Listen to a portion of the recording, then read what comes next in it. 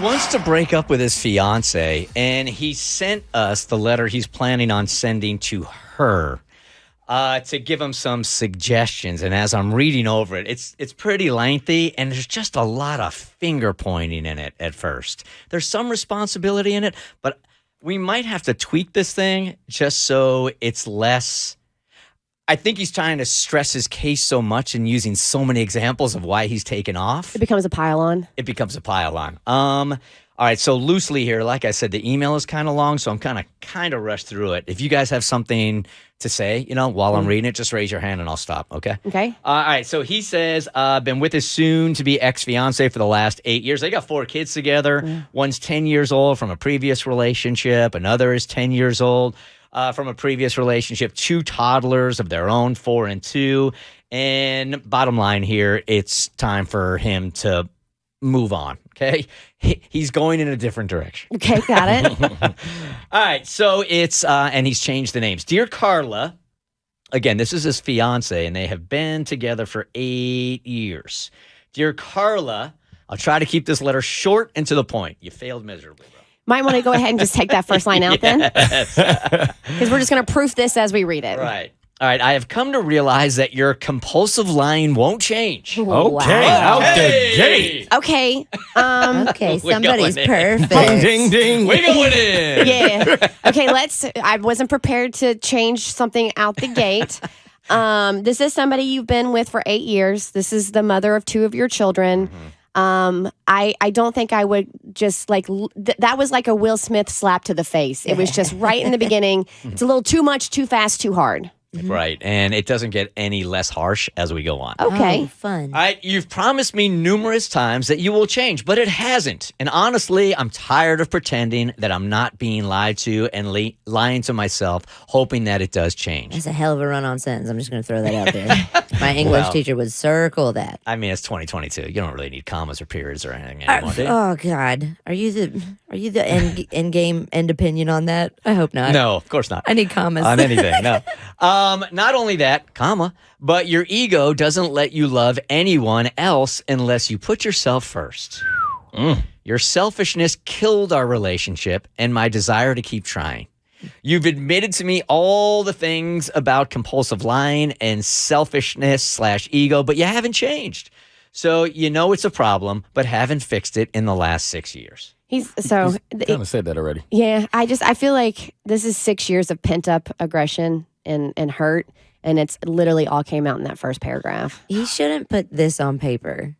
Like, this kind of stuff should just be a conversation so you guys can hash it out. You're not giving her the benefit of the doubt. But again, I haven't been in your relationship. There's 2 sides to every story. I just don't think that these nasty things are something you want to put on paper. Or can't you just walk in there with a teleprompter, hook it in, and then just read it off the teleprompter? Right. I mean, put it on your phone. In all sincerity, because I am the type of person, once I get in, if I'm having a hard conversation, it's like everything I want to say gets just goes out the window. So if he sat down and had a letter in front of him and wanted to read it to her, I think that's totally acceptable. If y'all got this letter, and at the end of the first paragraph, you know where this is going. Would y'all finish it? Yeah. Oh, he's got. Oh, I wouldn't. He's got 1, 2, 3, 4, 6 more paragraphs. Yeah, I would exit stage left. I would finish it, but I'd start writing my own, just a sentence, be like, okay, I'm a compulsive liar. Well, you smell bad and you're terrible in bed. Just hit every sentence. You've lied to me for years about finances, like having secret credit cards to the point of having to borrow literally thousands of dollars from your parents to pay them off, or having me pay them off. There have been at least 3 different occasions where secret cards came to light, and I've had to pay over $3,000 each time paying them off. I found dating apps on your phone where you made fake profiles where you're interested in men. I also found messages from you to guy friends where you're flirting with them and asking if they have a girlfriend, if they have forgotten about you. You also gave your male friend our address to come see you, but as always, you have an excuse for all those instances. When you lied to me about telling our 10-year-old about how much you hate my other child's mother, that was the last straw.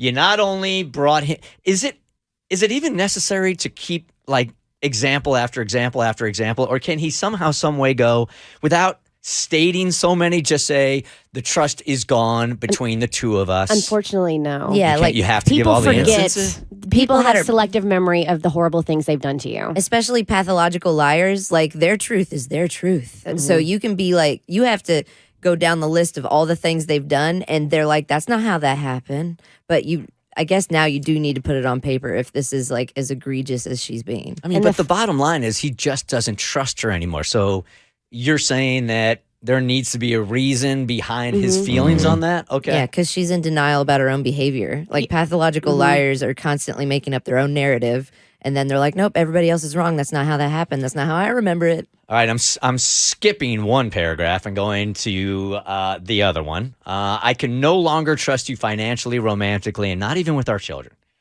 I want you to know I blame myself also. Okay, there's some responsibility. There have been many times I should have done things differently, and I regret the bad things I have done. For instance, I do admit I slept with someone else in the first few months when we were together while we were on a quote-unquote break 8 years ago. I deeply regretted it when it happened, and I regret it now. I'm truly sorry for that and hope you can overcome that betrayal. But it's been 8 years since you knew, and you still slap me with it almost every time we have an argument, and it's become stale. All right, we're coming home.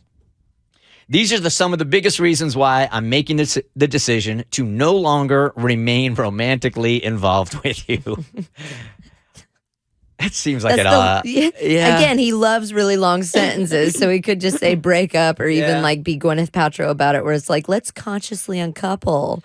I have to protect myself and pick up the pieces of what I have left in me and cut it off for my happiness and the piece of what's left of our family. All right, last couple of lines.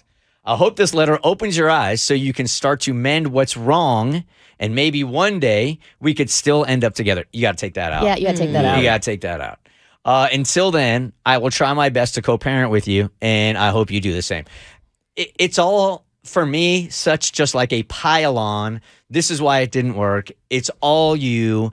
And even with all that distrust, when you fix yourself, maybe one day we can get back together. And to me, that's unfair. Yeah, no, that last line needs to come out. However, if we're just going by his letter and his, I don't want to say his version of the story, because I don't feel like that's fair for either person, but what he's experienced, his vantage point, his perspective of what he's experienced in this relationship, just from reading and listening to his letter, it sounds like she's a narcissist. And if she is a pathological liar, she has justification for every single thing that she's done or said. So while you think, I agree, I'm like, well, it's a pile-on. But after reading it, if this is who you're trying to communicate with and to get them to understand, you do have to list it out. Because if you just say, I don't trust you anymore, they're going to be like, why? What have I ever done to you for you not to trust me? So he's got the evidence, his evidence that he needs or his reasoning as to why he has no more trust. And I think the biggest infraction was telling a 10-year-old how much you hate their step-sibling, like their step-sibling's mother. And to put that burden on a 10-year-old is, I mean, personally, as a mother, is gross. So he's got his reasons, man. And I have no problem with him listing it out. I do feel at the end like dangling a carrot that maybe we can end up together. No, man. Mo, what you got? Yeah, other than that last line, I think he should leave it. I think he should leave it as is because we only have his side of the story, obviously, but it does read to me as well as if maybe he has tried to talk to her in other ways and he feels like all of this is pent up and he can't get it across to her for whatever reason that he can't. Maybe it's because she's a narcissist or she's just not willing to listen. But either way, it reads as if he really needed to get this off his chest once and for all for some sort of closure. So it sounds like he nailed it. So I would leave it as it is. Can I rewrite it? Can you rewrite it? Yeah. You want to rewrite this thing? Yeah. Yeah, you want it as like a homework assignment? Yeah. Okay. Are you in a good headspace? Yeah. It's real depressing. Yeah, I mean, I'll put it on the schedule for tomorrow, same time. Okay. You want to do a complete rewrite? Uh-huh. Okay. All right. He needs the help. Yep. Okay. The Bert Show.